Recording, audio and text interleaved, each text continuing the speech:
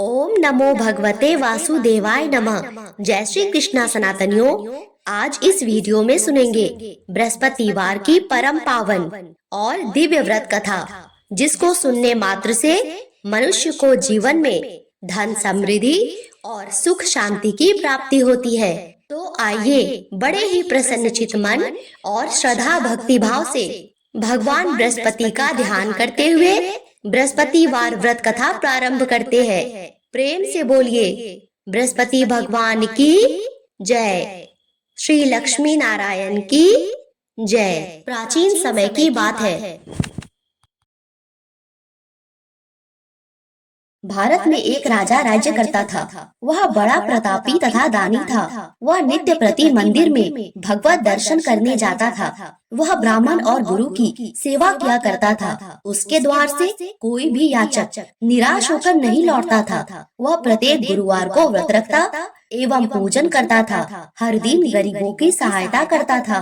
परंतु यह सब बातें उसकी रानी को अच्छी नहीं लगती थी। वह न व्रत करती और न किसी को एक भी पैसा दान में देती थी। वह राजा से भी ऐसा करने को मना किया करती थी। एक समय की बात है। राजा शिकार करने वन को चले गए। घर पर रानी और दासी थी।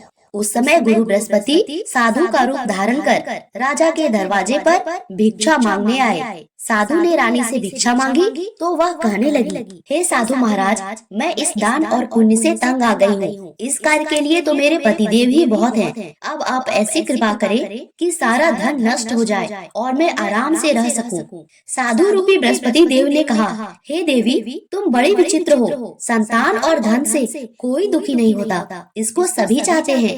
पापी भी पुत्र और धन की इच्छा करता है। अगर तुम्हारे पास धन अधिक है तो भूखे मनुष्यों को भोजन कराओ, प्याऊ लगवाओ, ब्राह्मणों को दान दो, धर्मशाला बनवाओ, कुआं, तालाब, बावड़ी, बाग बगीचे आदि का निर्माण कराओ तथा निर्धनों की कुंवारी कन्याओं का विवाह कराओ। साथ ही यज्ञ आदि करो। इस प्रकार के कर्मों से आपके कुल का और आपका नाम परलोक में सार्थक होगा एवं स्वर्ग की प्राप्ति होगी। परंतु रानी साधु की इन बातों से खुश नहीं हुई। उसने कहा, हे साधु महाराज, मुझे ऐसे धन की आवश्यकता नहीं है जिसको मैं अन्य लोगों को दान दूं और जिसको रखने और संभालने में ही मेरा सारा समय नष्ट हो जाए। साधु ने कहा, हे देवी, यदि तुम्हारी ऐसी ही इच्छा है तो जैसा मैं तुम्हें बताता हूँ तुम वैसा ही करना। बृहस्पतिवार के दिन अपने घर को गोबर से लीपना, अपने केशों को पीली मिट्टी से धोना, केशों को धोते समय स्नान करना, राजा से कहना वह हजामत करवाए और भोजन में मांस मंदिरा खाना, कपड़ा धोबी के यहाँ धुलने देना। इस प्रकार 7 बृहस्पतिवार करने से तुम्हारा धन नष्ट हो जाएगा। यह कहकर साधु महाराज रूपी बृहस्पति देव अंतर ध्यान हो गए। रानी ने साधु के कहने के अनुसार 7 बृहस्पतिवार तक वैसा ही करने का विचार किया। साधु के बताए अनुसार कार्य करते हुए केवल 3 बृहस्पतिवार ही बीते थे कि उसकी समस्त धन संपत्ति नष्ट हो गई। भोजन के लिए दोनों समय परिवार तरसने लगा तथा सांसारिक भोगों से दुखी रहने लगा। तब वह राजा रानी से कहने लगा, हे रानी, तुम यहाँ पर रहो, मैं दूसरे देश को जाता हूँ, क्योंकि यहाँ पर मुझे सभी मनुष्य जानते हैं, इसीलिए मैं कोई कार्य नहीं कर सकता। मैं अब परदेश जा रहा हूँ, वहाँ कोई काम धंधा करूँगा, शायद हमारे भाग्य बदल जाए। ऐसा कहकर राजा परदेश चला गया। वह वहाँ जंगल से लकड़ी काट कर लाता और शहर में बेचता। इस तरह जीवन व्यतीत करने लगा। इधर राजा के बिना रानी और दासियां दुखी रहने लगी। किसी दिन भोजन मिलता तो किसी दिन जल पीकर ही रह जाती। एक समय रानी और दासियों को 7 दिन बिना भोजन के व्यतीत करना पड़ा। तो रानी ने अपनी दासी से कहा, हे दासी, यहाँ पास ही के नगर में मेरी बहन रहती है। वह बड़ी धनवान है, तू उसके पास जा और वहाँ से 5 सेर बेजर मांग के ले आ, जिससे कुछ समय के लिए गुजर हो जाएगा। दासी रानी के बहन के पास गई। रानी की बहन उस समय पूजा कर रही थी। बृहस्पतिवार का दिन था। दासी ने रानी की बहन से कहा, हे रानी, मुझे आपकी बहन ने भेजा है, मुझे 5 सेर बेजर दे दो। दासी ने यह बात अनेक बार कही, परंतु रानी की बहन ने कोई उत्तर नहीं दिया, क्योंकि वह उस समय बृहस्पतिवार की कथा सुन रही थी। जब दासी को रानी की बहन से कोई उत्तर नहीं मिला तो वह बहुत दुखी हुई। उसे क्रोध भी आया। वह लौटकर रानी से बोली, हे रानी, आपकी बहन तो बहुत बड़ी स्त्री है, वह छोटे लोगों से बात भी नहीं करती। मैंने उससे कहा तो उसने कोई उत्तर नहीं दिया। मैं वापस चली आई। रानी बोली, हे दासी, इसमें उसका कोई दोष नहीं है। जब बुरे दिन आते हैं तब कोई सहारा नहीं देता। अच्छे बुरे का पता विपत्ति में ही लगता है। जो ईश्वर की इच्छा होगी वही होगा। यह सब हमारे भाग्य का दोष है। उधर रानी की बहन ने सोचा, मेरी बहन की दासी आई थी, परंतु मैं उससे न बोली। इससे वह बहुत दुखी हुई होगी। अतः कथा सुन और विष्णु भगवान का पूजन समाप्त कर अपनी बहन के घर आई और कहने लगी, हे बहन, मैं बृहस्पतिवार का व्रत कर रही थी। तुम्हारी दासी हमारे घर गई थी, परंतु जब तक कथा होती है न उठते हैं न बोलते हैं, इसीलिए मैं नहीं बोली। कहो दासी, क्यों गई थी? रानी बोली, बहन, हमारे घर अनाज नहीं था। वैसे तुमसे कोई बात छिपी नहीं है, इस कारण मैंने दासी को तुम्हारे पास 5 सेर बेझर लेने के लिए भेजा था। रानी की बहन बोली, बहन देखो, बृहस्पति भगवान सबकी मनोकामना पूर्ण करते हैं। देखो, शायद तुम्हारे घर में अनाज रखा हो। यह सुनकर दासी घर के अंदर गई और वहाँ उसे एक बड़ा घड़ा बेझर का भरा मिल गया। उसे बड़ी हैरानी हुई, क्योंकि उसने एक एक बर्तन देख लिया था। उसने बाहर आके रानी को बताया। दासी अपनी रानी से कहने लगी, हे रानी देखो, वैसे हमको जब अन्न नहीं मिलता तो हम रोज ही व्रत करते हैं। अगर इनसे व्रत की विधि और कथा पूछ ली जाए तो उसे हम भी किया करेंगे। दासी के कहने पर रानी ने अपनी बहन से बृहस्पतिवार व्रत के बारे में पूछा। उसकी बहन ने बताया, हे रानी बहन, बृहस्पतिवार को सूर्योदय से पूर्व उठकर स्नान करके बृहस्पतिवार का व्रत करना चाहिए, लेकिन उस दिन सिर नहीं धोना चाहिए। बृहस्पतिवार के व्रत में चने की दाल और मुनक्का से विष्णु भगवान का केले के वृक्ष की जड़ में पूजन करे तथा दीपक जलावे। उस दिन एक ही समय भोजन करे। भोजन पीले खाद्य पदार्थ का करे तथा कथा सुने। इस प्रकार करने से गुरु भगवान प्रसन्न होते हैं, अन्न पुत्र धन देते हैं, मनोकामना पूर्ण करते हैं। व्रत और पूजन की विधि बता के रानी की बहन अपने घर लौट आई। रानी और दासी दोनों ने निश्चय किया कि बृहस्पति देव भगवान का पूजन जरूर करेंगे। 7 दिन बाद जब बृहस्पतिवार आया तो उन्होंने व्रत रखा। गुड़साल में जाकर चना और गुड़ बीन लाई तथा उसकी दाल से केले की जड़ और विष्णु भगवान का पूजन किया। अब भोजन पीला कहाँ से आए? दोनों बड़ी दुखी हुई, परंतु उन्होंने व्रत रखा था, इस कारण बृहस्पति भगवान प्रसन्न थे। एक साधारण व्यक्ति के रूप में 2 थालों में सुंदर पीला भोजन लेकर आए और दासी को देकर बोले, हे दासी, यह भोजन तुम्हारे और रानी के लिए है, तुम दोनों भोजन करना। दासी भोजन पाके बड़ी प्रसन्न हुई और रानी से बोली, रानी जी भोजन कर लो। रानी को भोजन आने के बारे में कुछ पता नहीं था, इसीलिए वह दासी से बोली, जा तू ही भोजन कर, क्योंकि तू हमारे व्यर्थ में हंसी उड़ाती है। दासी बोली, एक व्यक्ति भोजन दे गया है। रानी कहने लगी, वह भोजन तेरे ही लिए दे गया है, जा तू ही भोजन कर। दासी ने कहा, वह व्यक्ति हम दोनों के लिए 2 थालों में भोजन दे गया है, इसीलिए मैं और आप दोनों ही साथ साथ भोजन करेंगे। दोनों ने गुरु भगवान को नमस्कार कर भोजन आरम्भ किया। इसके बाद से प्रत्येक बृहस्पतिवार को गुरु भगवान का व्रत और पूजन करने लगी। बृहस्पति भगवान की कृपा से उनके पास धन हो गया, परंतु रानी फिर पहले की तरह से आलस्य करने लगी। तब दासी बोली, देखो रानी, तुम पहले भी इस प्रकार आलस्य करती थी, तुम्हें धन को रखने में कष्ट होता था, इसी कारण सभी धन नष्ट हो गया। अब गुरु भगवान की कृपा से बड़ी मुश्किल से हमें यह धन मिला है, तो फिर तुम्हें आलस्य होता है। बड़ी मुसीबतों के बाद हमने यह धन पाया है, इसीलिए हमें दान पुण्य करना चाहिए। तुम भूखे मनुष्यों को भोजन कराओ, प्याऊ लगवाओ, ब्राह्मणों को दान दो, कुआं तालाब बावड़ी आदि का निर्माण कराओ, मंदिर पाठशाला बनवाकर दान दो, कुंवारी कन्याओं का विवाह कराओ, धन को शुभ कार्यों में खर्च करो, जिससे तुम्हारे कुल का यश बढ़े और स्वर्ग की प्राप्ति हो तथा पितर भी प्रसन्न हो। दासी की बात मानकर रानी ने इसी प्रकार के कर्म करने प्रारंभ किए, जिससे उनका काफी यश फैलने लगा। एक दिन रानी और दासी आपस में विचार करने लगी, न जाने राजा किस दशा में होंगे, उनकी कोई खोज खबर नहीं है। गुरु भगवान से उन्होंने प्रार्थना की और भगवान ने रात्रि में राजा को स्वप्न में कहा, हे राजा उठ, तेरी रानी तुझको याद करती है, अब अपने देश को लौट जा। राजा प्रातः काल उठकर जंगल से लकड़ियां काट कर लाने के लिए जंगल की ओर चल पड़ा। जंगल से गुजरते हुए वह सोचने लगा, रानी की गलती से उसे कितने दुख भोगने पड़े। राजपाट छोड़कर उसे जंगल में आकर रहना पड़ा। जंगल से लकड़ियां काट कर उन्हें बेचकर गुजारा करना पड़ा। उसी समय उस जंगल में बृहस्पति देव एक साधु का रूप धारण कर आए और राजा के पास आकर बोले, हे लकड़हारे, तुम इस सुनसान जंगल में किस चिंता में बैठे हो, मुझको बतलाओ। यह सुन राजा के नेत्रों में जल भर आया और वह साधु की वंदना कर बोला, हे प्रभु, आप तो सब कुछ जानने वाले हो। इतना कहकर राजा ने साधु को अपनी संपूर्ण कहानी बतला दी। महात्मा दयालु होते हैं। वे राजा से बोले, हे राजा, देखो, तुम्हारी पत्नी ने बृहस्पति देव के प्रति अपराध किया, जिसके कारण तुम्हारी यह दशा हुई। अब तुम किसी प्रकार की चिंता मत करो, भगवान तुम्हें पहले से अधिक धन देंगे। देखो, तुम्हारी पत्नी ने भी बृहस्पतिवार का व्रत प्रारंभ कर दिया है। अब तुम भी बृहस्पतिवार का व्रत करके चने की दाल और गुड़ जल के लोटे में डालकर केले का पूजन करो, फिर कथा कहो या सुनो। भगवान तुम्हारी सब कामनाओं को पूर्ण करेंगे। साधु को प्रसन्न देखकर राजा बोला, हे प्रभु, मुझे लकड़ी बेचने के पश्चात इतना पैसा नहीं बचता जिससे मैं भोजन के उपरांत कुछ बचा सकूं। मैंने रात्रि में अपनी रानी को व्याकुल देखा है। मेरे पास कोई साधन नहीं जिससे मैं उसका समाचार जान सकूं।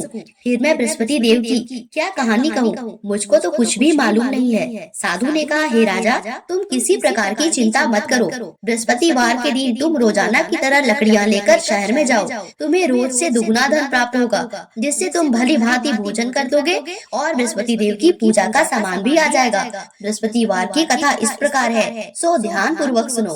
प्राचीन काल में एक बहुत ही निर्धन ब्राह्मण था। उसके कोई संतान नहीं थी। वह नित्य पूजा पाठ करता, परंतु उसकी स्त्री बहुत मलिनता के साथ रहती थी। वह न स्नान करती, न किसी देवता का पूजन करती। प्रातः काल उठते ही सर्वप्रथम भोजन करती, बाद में कोई अन्य कार्य करती। ब्राह्मण देवता बहुत दुखी रहते थे। पत्नी को बहुत समझाते, परंतु उसका कोई परिणाम न निकलता। भगवान की कृपा से ब्राह्मण की स्त्री के कन्या उत्पन्न हुई। वह कन्या अपने पिता के घर में बड़ी होने लगी। वह बालिका प्रातः स्नान करके भगवान विष्णु का जप करती। वह बचपन से ही बृहस्पतिवार का व्रत भी करने लगी। पूजा पाठ समाप्त कर स्कूल जाती तो अपनी मुट्ठी में जौ भर के ले जाती और पाठशाला जाने के मार्ग में डालती जाती। वही जौ स्वर्ण के हो जाते तो लौटते समय उनको बीन कर घर ले आती। एक दिन वह बालिका सूप में उन सोने के जौ को फटक कर साफ कर रही थी। तभी उसकी माँ ने देखा और कहा, हे बेटी, सोने के जौ को फटकने के लिए सोने का सूप होना चाहिए। दूसरे दिन गुरुवार था। इस कन्या ने व्रत रखा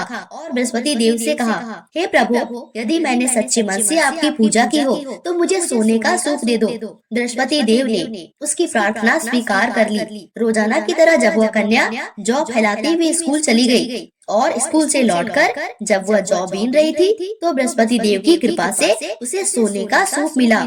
उसे वह घर ले आई और उसे जौ साफ करने लगी, परंतु उसकी माँ का वही ढंग रहा। एक दिन की बात है, वह कन्या सोने के सूप में जौ साफ कर रही थी। उस समय वहाँ का राजकुमार वहाँ से होकर निकला। उस कन्या के रूप और सोने के सूप में जौ को साफ करते देखकर वह उस कन्या पर मोहित हो गया। राजमहल आकर भोजन और जल त्याग कर उदास होकर लेट गया। राजा को जब राजकुमार द्वारा अन्न जल त्यागने का समाचार ज्ञात हुआ तो अपने मंत्रियों के साथ वह अपने पुत्र के पास पहुँचे और बोले, हे बेटा, तुम्हें किस बात का कष्ट है? किसी ने अपमान किया है अथवा कोई और कारण है? मुझे बताओ, मैं वही करूँगा जिससे तुम्हें प्रसन्नता हो। राजकुमार ने अपने पिता की बातें सुनी और बोला, मुझे आपकी कृपा से किसी बात का दुख नहीं है। किसी ने मेरा अपमान नहीं किया, परंतु मैं उस लड़की के साथ विवाह करना चाहता हूँ जो सोने के सूप में जौ साफ कर रही थी। यह सुन राजा आश्चर्य में पड़ गया और बोला, हे बेटा, इस प्रकार की कन्या का पता तुम ही लगाओ। मैं उसके साथ तुम्हारा विवाह अवश्य करवा दूंगा। राजकुमार ने राजा को उस लड़की के घर का पता बताया। मंत्री उस लड़की के घर गया और राजा का आदेश ब्राह्मण को सुनाया। कुछ ही दिन बाद ब्राह्मण की कन्या का विवाह राजकुमार के साथ संपन्न हो गया। कन्या के घर से जाते ही उस ब्राह्मण देवता के घर में पहले की भांति गरीबी का निवास हो गया। अब भोजन के लिए अन्न भी बड़ी मुश्किल से मिलता था। एक दिन दुखी होकर ब्राह्मण अपनी पुत्री से मिलने गया। बेटी ने पिता की दुख की अवस्था को देखा और अपनी माँ का समाचार पूछा। ब्राह्मण ने सभी हाल कहा। कन्या ने बहुत सा धन देकर अपने पिता को विदा कर दिया। इस तरह ब्राह्मण का कुछ समय सुखपूर्वक व्यतीत हुआ, लेकिन कुछ दिन बाद फिर वही हाल हो गया। ब्राह्मण फिर अपनी कन्या के यहाँ गया और सभी हाल कहा। तो पुत्री बोली, हे पिताजी, आप माताजी को यहाँ लिवा लाओ, मैं उन्हें वह विधि बता दूंगी जिससे गरीबी दूर हो जाए। ब्राह्मण देवता अपनी स्त्री को साथ लेकर अपनी पुत्री के पास राजमहल पहुँचे। तो पुत्री अपनी माँ को समझाने लगी, हे माँ, तुम प्रातः काल उठते ही सर्वप्रथम स्नान आदि करके विष्णु भगवान का पूजन करो तो सब दरिद्रता दूर हो जाएगी। परंतु उसकी माँ ने उसकी एक बात नहीं मानी। वह प्रातः काल उठकर अपनी पुत्री का बछा जूठन खा लेती थी। एक दिन उसकी पुत्री को बहुत गुस्सा आया। उसने एक रात एक कोठरी से सारा सामान निकाल दिया और अपनी माँ को उसमें बंद कर दिया। प्रातः काल उसमें से निकाला और स्नान आदि करा के पूजा पाठ करवाया तो उसकी माँ की बुद्धि ठीक हो गई। उसके बाद वह नियम से पूजा पाठ करने लगी और बृहस्पतिवार का व्रत भी रखने लगी। इस व्रत के प्रभाव से उसकी माँ बहुत धनवान हो गई और बृहस्पति देवता के प्रभाव से स्वर्ग को प्राप्त हुई। वह ब्राह्मण भी सुखपूर्वक इस लोक का सुख भोग कर स्वर्ग को प्राप्त हुआ। इस तरह कहानी कहकर साधु देवता वहाँ से लोप हो गए। धीरे धीरे समय व्यतीत होने पर फिर बृहस्पतिवार का दिन आया। राजा जंगल से लकड़ी काटकर किसी शहर में बेचने गया। उसे उस दिन और दिनों से अधिक धन मिला। राजा ने चना गुड़ आदि लाके बृहस्पतिवार का व्रत किया। उस दिन से उसके सभी क्लेश दूर हो गए। परंतु जब अगला गुरुवार का दिन आया तो वह बृहस्पतिवार का व्रत करना भूल गया। इस कारण बृहस्पति भगवान नाराज हो गए। उस दिन उस नगर के राजा ने विशाल यज्ञ का आयोजन किया और अपने समस्त राज्य में घोषणा करवा दी, कोई भी मनुष्य अपने घर में भोजन न बनाए, न आग जलाए। समस्त लोग मेरे यहाँ भोजन करने आए। इस आज्ञा को जो न मानेगा उसको फांसी की सजा दी जाएगी। राजा के आज्ञा अनुसार राज्य के सभी वासी राजा के भोज में सम्मिलित हुए, लेकिन लकड़हारा कुछ देर से पहुंचा, इसीलिए राजा उसको अपने साथ महल में ले गए। जब राजा लकड़हारे को भोजन करा रहे थे तो रानी की दृष्टि उस खूंटी पर पड़ी जिस पर उसका हार लटका हुआ था। उसे हार खूंटी पर लटका दिखाई नहीं दिया। रानी को निश्चय हो गया कि मेरा हार किसी लकड़हारे ने चुरा लिया है। उसी समय सैनिक बुलवाकर उसको जेल में डलवा दिया।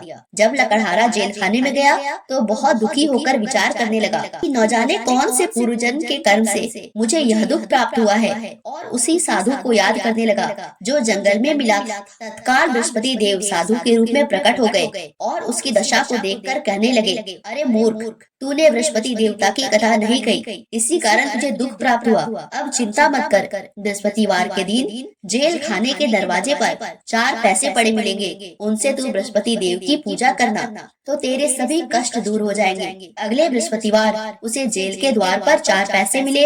राजा ने पूजा का सामान मंगवाकर कथा कही और प्रसाद बांटा। उसी रात्रि को बृहस्पति देव ने उस नगर के राजा को स्वप्न में कहा, हे राजा, तूने जिस आदमी को जेल खाने में बंद कर दिया है वह निर्दोष है, वह राजा है, उसे छोड़ देना। रानी का हार उसी खूंटी पर टंगा हुआ है। अगर तू ऐसा नहीं करेगा तो मैं तेरे राज्य को नष्ट कर दूंगा। राजा प्रातः काल उठा और खूंटी पर हार टंगा देखकर लकड़हारे से क्षमा मांगी और राजा के योग सुंदर वस्त्र आभूषण भेंट कर उसे विदा किया। गुरुदेव की आज्ञा अनुसार राजा अपने नगर को चल दिया। राजा जब नगर के निकट पहुंचा उसे बड़ा ही आश्चर्य हुआ। नगर में पहले से अधिक बाग, तालाब और कुएं तथा बहुत सी धर्मशालाएं, मंदिर आदि बने हुए थे। राजा ने पूछा, यह किसका बाग और धर्मशाला है? तब नगर के सब लोग कहने लगे, यह सब रानी और दासी के द्वारा बनवाए गए हैं। राजा को आश्चर्य हुआ और गुस्सा भी आया। जब रानी ने खबर सुनी कि राजा आ रहे हैं तो उसने अपनी दासी से कहा, हे दासी, देख, राजा हमको कितनी बुरी हालत में छोड़ गए थे, हमारी ऐसी हालत देखकर लौट न जाए, इसीलिए तू दरवाजे पर खड़ी हो जा। रानी की आज्ञा अनुसार दासी दरवाजे पर खड़ी हो गई और जब राजा आए तो उन्हें अपने साथ महल में लिवा लाई। तब राजा ने क्रोध करके अपनी तलवार निकाली और पूछने लगा, बताओ यह धन तुम्हें कैसे प्राप्त हुआ है? तब रानी ने बताया, हमें यह सब धन बृहस्पति देव के व्रत के प्रभाव से प्राप्त हुआ है। राजा ने तब निश्चय किया कि 7 रोज बाद तो सभी बृहस्पति देव का पूजन करते हैं, परंतु मैं रोजाना दिन में 3 बार कथा कहा करूंगा और रोज व्रत किया करूंगा। अब हर समय राजा के दुपट्टे में चने की दाल बंधी रहती और दिन में 3 बार कथा कहता। एक रोज राजा ने विचार किया, चलो अपनी बहन के यहाँ हो आए। इस तरह का निश्चय कर राजा घोड़े पर सवार होकर अपनी बहन के यहाँ चल दिया। मार्ग में उसने देखा कुछ आदमी एक मुर्दे को लिए जा रहे हैं। उन्हें रोककर राजा कहने लगा, अरे भाइयों, मेरे बृहस्पतिवार की कथा सुन लो। वे बोले, लो, हमारा तो आदमी मर गया है, इसको अपनी कथा की पड़ी है। परंतु कुछ आदमी बोले, अच्छा कहो, हम तुम्हारी कथा भी सुनेंगे। राजा ने दाल निकाली और कथा कहनी शुरू की। जब कथा आधी हुई तो मुर्दा हिलने लगा, और जब कथा समाप्त हुई तो राम राम करके वह मुर्दा खड़ा हो गया। राजा आगे बढ़ा। उसे चलते चलते शाम हो गई। आगे मार्ग में उसे एक किसान खेत में हल चलाता मिला। राजा उससे बोला, अरे भैया, तू मेरी बृहस्पतिवार की कथा सुन लो। किसान बोला, जब तक मैं तेरी कथा सुनूंगा 4 हरिया जोत लूंगा। जा अपनी कथा किसी और को सुनाना। राजा आगे चलने लगा। राजा के हटते ही बैल पछाड़ खा कर गिर गए और किसान के पेट में बहुत जोर से दर्द होने लगा। उसी समय किसान की माँ रोटी लेकर आई। उसने जब यह देखा तो अपने पुत्र से सब हाल पूछा। बेटे ने सभी हाल बता दिया। बुढ़िया दौड़ी दौड़ी उस घुड़सवार के पास गई और उससे बोली, मैं भी तेरी कथा सुनूंगी, तू अपनी कथा मेरे खेत पर ही चलकर कहना। राजा ने लौटकर बुढ़िया के खेत पर जाकर कथा कही, जिसको सुनते ही बैल खड़े हो गए और किसान के पेट का दर्द भी बंद हो गया। राजा अपनी बहन के घर पहुंच गया। बहन ने भाई की खूब मेहमानी की। दूसरे रोज प्रातः काल राजा जगा तो वह देखने लगा कि सब लोग भोजन कर रहे हैं। राजा ने अपनी बहन से जब पूछा, ऐसा कोई मनुष्य है जिसने भोजन नहीं किया है, जो मेरी बृहस्पतिवार की कथा सुन ले? बहन बोली, हे भैया, यह देश ऐसा ही है। पहले यहाँ के लोग भोजन करते हैं, बाद में अन्य कार्य करते हैं। अगर कोई पड़ोस में हो तो मैं देख आती हूँ। ऐसा कहकर बहन देखने चली, परंतु उसे कोई भी ऐसा व्यक्ति नहीं मिला जिसने भोजन नहीं किया हो। अंत में वह एक कुम्हार के घर गई, जिसका लड़का बीमार था। उसे मालूम हुआ कि उसके यहाँ 3 दिन से किसी ने भोजन नहीं किया है। रानी ने अपने भाई की कथा सुनने के लिए कुम्हार से कहा। वह तैयार हो गया। राजा ने जाके बृहस्पतिवार की कथा कही, जिसको सुनकर उसका लड़का ठीक हो गया। अब तो राजा की प्रशंसा होने लगी। एक दिन राजा ने अपनी बहन से कहा, हे बहन, मैं अपने घर जाऊंगा, तुम भी तैयार हो जाओ। राजा की बहन ने अपनी सास से अपने भाई के साथ जाने की आज्ञा मांगी। सास बोली, चली जा, परंतु अपने लड़कों को मत ले जाना, क्योंकि तेरे भाई को कोई संतान नहीं होती है। बहन ने अपने भाई से कहा, हे भैया, मैं तो चलूंगी, परंतु कोई बालक नहीं जाएगा। राजा ने कहा, जब कोई बालक नहीं चलेगा तब तुम जाकर ही क्या करोगी? दुखी मन से राजा अपने नगर को लौट आया। राजा ने अपने रानी से कहा, हम निसंतान हैं, इसीलिए कोई हमारे घर आना पसंद नहीं करता। इतना कह वह बिना भोजन आदि के शैया पर लेट गए। रानी बोली, हे प्रभु, बृहस्पति देव ने हमें सब कुछ दिया है, वे हमें संतान भी अवश्य देंगे। उसी रात बृहस्पति देव ने राजा को स्वप्न में कहा, हे राजा, उठ, सभी सोच त्याग दे, तेरी रानी गर्भवती है। राजा को यह जानकर बड़ी खुशी हुई। 9वें महीने रानी के गर्भ से एक सुंदर पुत्र पैदा हुआ। जब राजा की बहन ने यह शुभ समाचार सुना तो वह बहुत खुश हुई और बधाई लेकर अपने भाई के यहाँ आई। तभी रानी ने कहा, घोड़ा चढ़कर नहीं आई, गधा चढ़ी आई। राजा की बहन बोली, भाभी, मैं इस प्रकार न कहती तो तुम्हें औलाद कैसे मिलती? बृहस्पति देव ऐसे ही हैं, जिसके मन में जो कामना रहती है सभी को पूर्ण करते हैं। जो सद्भावना पूर्वक बृहस्पतिवार का व्रत करता है एवं पढ़ता है अथवा सुनता है और दूसरों को सुनाता है, बृहस्पति देव उसकी सभी मनोकामना पूर्ण करते हैं। बृहस्पति देव उसकी सदैव रक्षा करते हैं। जो संसार में सद्भावना और सच्चे हृदय से बृहस्पति देव का पूजन करते हैं, उनकी सभी मनोकामनाएं उसी प्रकार पूर्ण होती है जैसे रानी और राजा ने बृहस्पति देव की कथा का गुणगान किया तो उनकी सभी इच्छाएं बृहस्पति देव ने पूर्ण की। मनुष्य को हृदय से उनका मनन करते हुए जय जयकार करना चाहिए। बोलो बृहस्पति भगवान की जय, विष्णु भगवान की जय।